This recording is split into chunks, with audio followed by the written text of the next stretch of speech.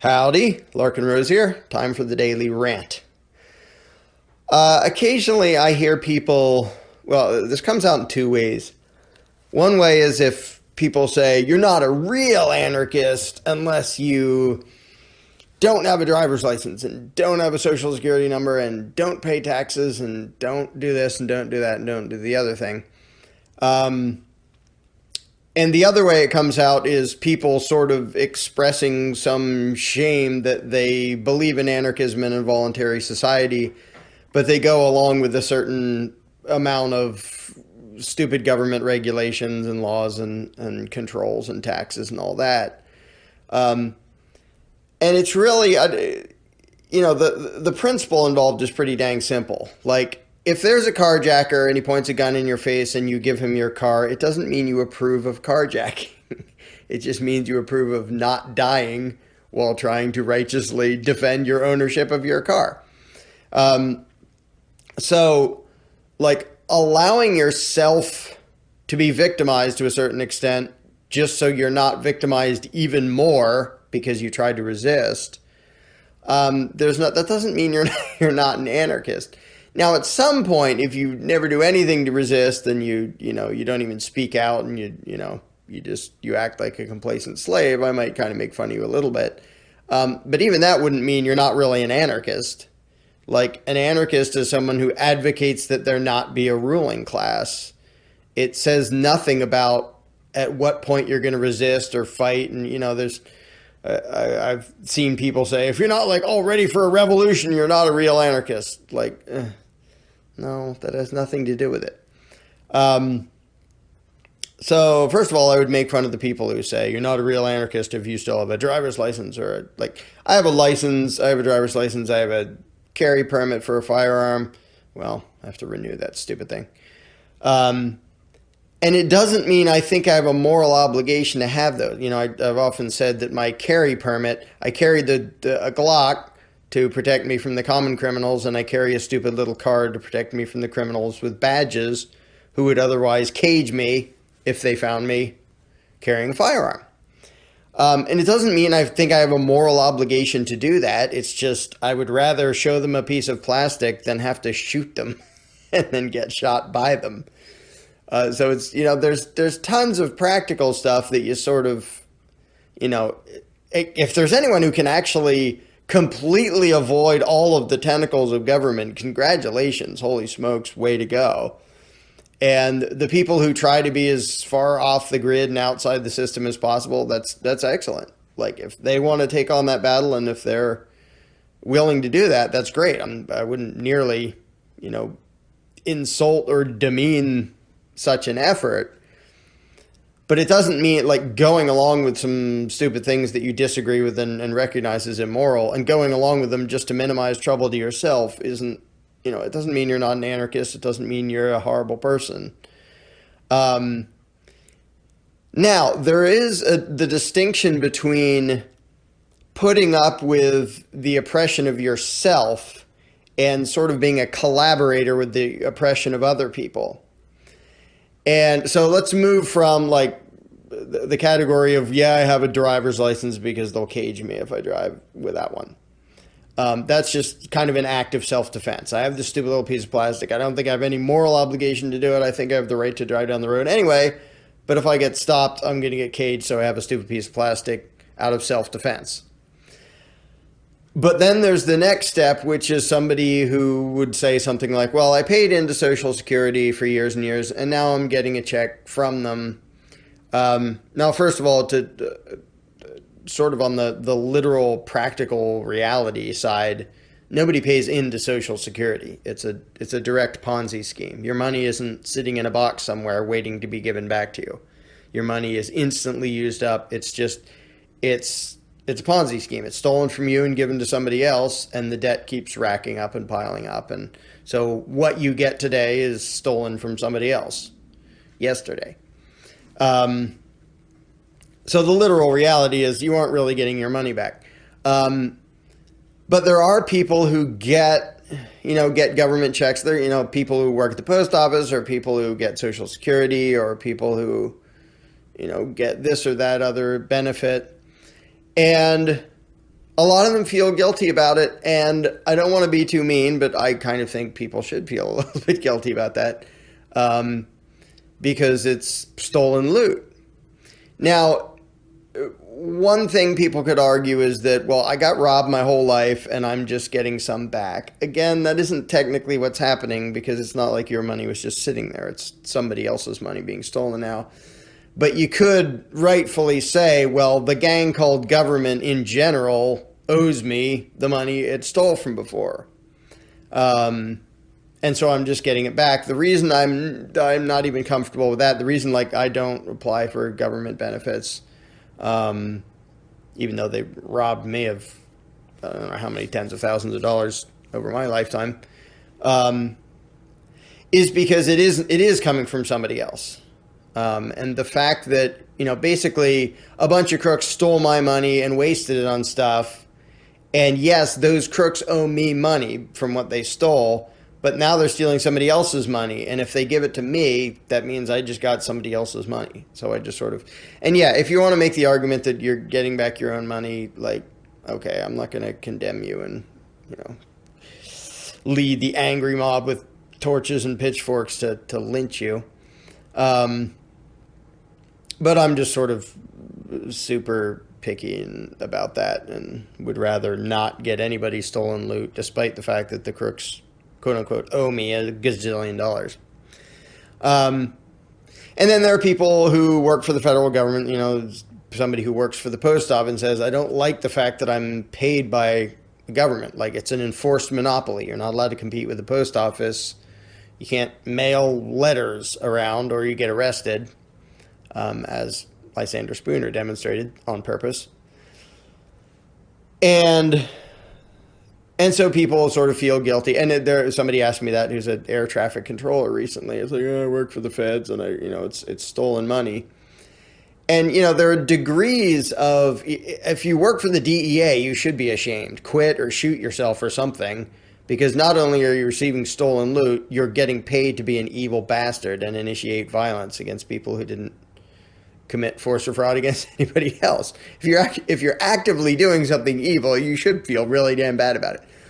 If you're doing something that's actually useful, like air traffic control and working at the post office, in theory, the post office is occasionally useful. Like, at least you are producing something of value. It doesn't really make it okay that what you get paid was stolen from somebody else. But it's one of those things that, on a practical level, if you quit the post office, they will hire somebody else who's going to get paid anyway, and will do that job anyway. It isn't going away. Now, I wouldn't accept that excuse if you were like beating up somebody and say, well, if I don't beat you up, they'll hire somebody else to beat you up.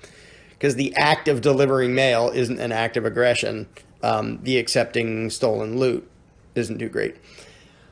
So, that may be sort of a non-answer. I do think ideally, if you can find a way to get paid with non-stolen money, that's a lot better. But I think, if the ultimate goal is a free society, I would, and I also do, well, let me finish that sentence. If the ultimate goal is a free society, it would be more worthwhile for somebody to focus on spreading the concepts of anarchism and voluntarism than like trying to get fired from the post office to go get a job at UPS or something. If you can do that, yeah, do that.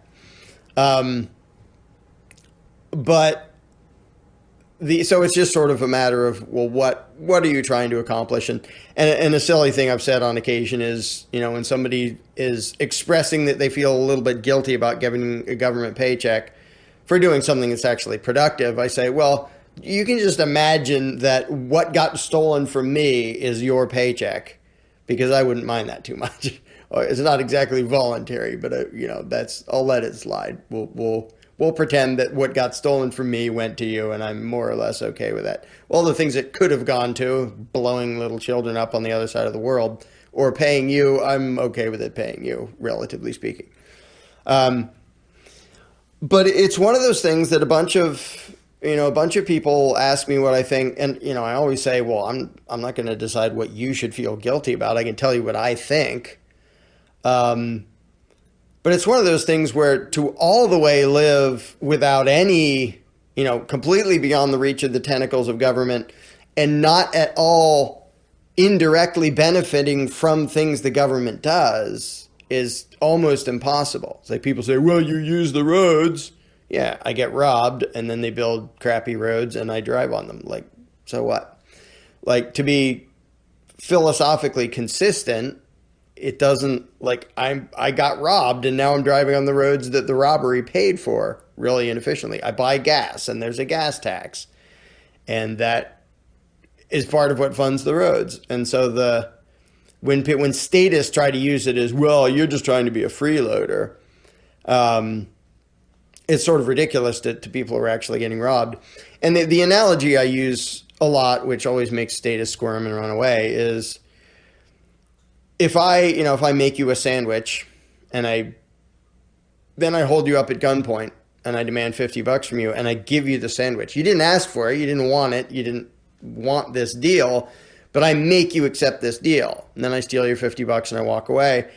If you then eat the sandwich because you figure, well, I got a sandwich, I got robbed, that sucks, but at least I have lunch. That doesn't count as retroactively approving of the robbery. And when people say, well, you benefit from the road, so it's okay that you were quote unquote taxed, that's just really bad logic. Again, it's one of those things that in any other context, nobody would argue that. Me with robbing people and giving them sandwiches, nobody would argue, well, you ate the sandwich, so I guess everything's fine now. That retroactively makes the robbery okay because you benefited from the deal. Like, people only argue that in the context of government because they're fishing for excuses so they can pretend it isn't just obvious robbery. But to get back to the point of, like, what should people feel guilty about? First of all, if you're directly engaged in initiating violence against somebody, feel guilty, quit now, immediately. And if you say, well, I don't know how to feed my family, find a way to be an actual aggressor who's hurting other people, and to say, well, golly, I got to feed my family, is just like a really slimy excuse. Like, the people you are robbing and terrorizing have to feed their families too, and the reason they can't is you. So stop it. And the people who sort of, they help with such things, but not directly, like the accountant at a DEA office or something, who doesn't actually invade anybody's house, but they perform a role vital to the overall evil scheme. I think you should feel guilty and you should totally freaking quit, like, now. And if you're, a janitor at the IRS office, that may be kind of on the line because, well, you're not even remotely helping them rob people. You're just kind of keeping their office clean. I wouldn't in a million years even do that. Hey, if you're a janitor at the IRS office, hack into their computer system and blow it up. But, obviously there's different degrees of what you should feel guilty about. And what you shouldn't. If you're actually part of something that is victimizing innocent people, yeah, don't do that. Quit.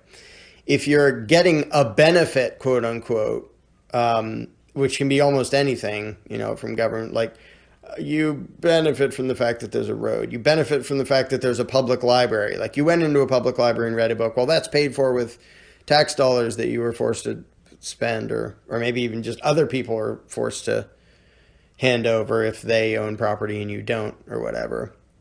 I don't think we have to be completely ridiculously obsessive about making sure we never benefit from a thing we got, especially if you got robbed to fund it. Like, I'm going to eat the sandwich. You just stole my money. I get the sandwich. I'm not going to feel guilty about eating the sandwich. You're still the bad guy for stealing my $50. And it doesn't make it okay that I ate the sandwich after the fact. And one sort of oversimplified way of measuring it to me is, did you get more than you gave? Like, if you could sort of make the argument, again, I even grumble about this a little bit, but if somebody says, hey, over my lifetime I put $100,000 into Social Security and I haven't gotten that much out yet. then you can at least sort of pretend that you're getting your own money back, which you really aren't. But, at least you can say the gang called government owes you that much because they stole it from you before. But if you're getting back more than you put in, that's just, you're receiving stolen loot for nothing. There isn't really a good excuse for that. And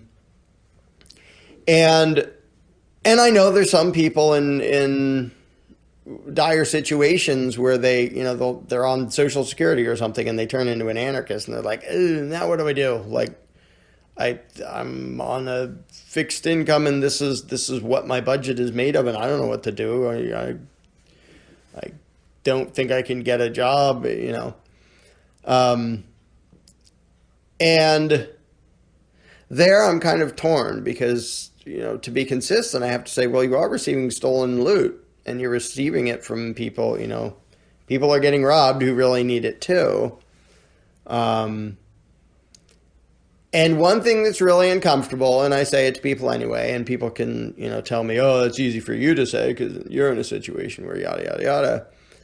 But if you're accepting a government handout, if you're accepting free money from government, go somewhere and ask for voluntary help instead. And people will say, well, that's like humiliating and embarrassing. And yeah, but it should be. And you should be less embarrassed by a mile to ask for voluntary help than you are to accept stolen loot. Because that's not okay. It's like, well, I don't feel, I feel uncomfortable asking my neighbor to help me voluntarily, so I'm going to vote for somebody to rob him. Well, that's what you should feel bad about, is voting for somebody to rob him. And so, there's a whole spectrum of things, and I don't expect anybody to feel bad because I told them to, or to feel less bad because I told them to. But I think the one ridiculous extreme is people saying, you're not a real anarchist if you do this or that or the other thing. And if you oppose the existence of a ruling class, you're a real anarchist. That's what the word means, the end. And the more people can be outside of the reach of government and not need anything from them and be independent of them, not only is that like morally preferable, but if the poop hits the fan, it might be strategically preferable too, if you don't need the system as it is to keep on going in order to stay alive and stuff. So I sort of sympathize with people who are in a position where they're kind of stuck right now having to benefit one way or another from the ruling class. And if you're sort of doing whatever you can to minimize that or reduce it, I won't be leading the charge to stone you to death. But if you're actually a part of an organization that does the initiation of violence against other people, don't do that. Quit now. And saying, well, I have to wait till I have another job is not okay. It's like being a carjacker and saying, well, I'm going to keep being a carjacker until I find some other job. No, stop being evil now. So that's my sort of vague set of ideas on what people should and shouldn't feel bad about. And it's funny because, and I've said this before and it's true, I'm not going to act on it because the risk isn't nearly worth it. But I would rather steal from the federal government $100,000 than have it give it to me voluntarily. Just because playing in their game voluntarily makes it look sort of, it gives them the opportunity to pretend to be compassionate. Like, well, we gave you this benefit. Aren't you glad we're here? No, you didn't give me anything that was yours. You either gave me back what you stole from me or you gave me something that you stole from somebody else. And either way, that's sort of why I don't even like to play the game and legitimize it and act as if it's okay. Well, okay, I'll accept that benefit from you. Thanks a lot. And just as a final thought, when it comes to welfare and stuff, it's, aside from the fact that it's immoral to steal one person's stuff to give it to somebody else, it's also just heinously destructive what welfare does to everybody involved. And I've mentioned this before. in a voluntary arrangement, you have some people who can feel good about voluntarily giving what is theirs to help somebody else. And then the recipient can feel good about thinking, wow, somebody cares enough about me to voluntarily help me out here. And so they can have gratitude, and they can at the same time think, I would rather not be in this position. So let's see if I can better myself and get a job and whatever. And then along comes the state, and it tells the recipients, you're entitled to this. So instead of feeling gratitude, you should be like bitter and angry and hold protests saying you're entitled to more free stuff from other people, which is what, there are welfare groups that do that. They go out and whine about how much they have a right to other people's money, which is just sickening and gross. And then, of course, the people who would have given voluntarily, if they're just getting robbed by the IRS, like, so much for the good feeling, like, now you don't even have a choice. And it's not charity if you don't have a choice. So it comes in and it ruins everything in all directions to have the government doing that. And so I think that's another reason to whichever side of it you're on, to avoid that as much as you can. But of course, there's always the issue of self-preservation of, getting yourself caged isn't exactly convenient and won't exactly be all that helpful to achieving a free society. So I'm pretty much a judgmental bastard on a lot of these things. But if you're not actively involved in the aggression, yeah, you shouldn't be receiving stolen loot. And if you can avoid that, that would be really good. And I'll guilt trip you a little bit. I don't think you're necessarily the scum of the earth. And I don't think, feeling bad about it doesn't do any good. And in some cases, there's more you can do for freedom other than, trying not to get, other than becoming unemployed, basically. So I guess that's about enough of a random wandering rant on that for today. So yeah, I feel a little bit guilty, but don't feel too guilty.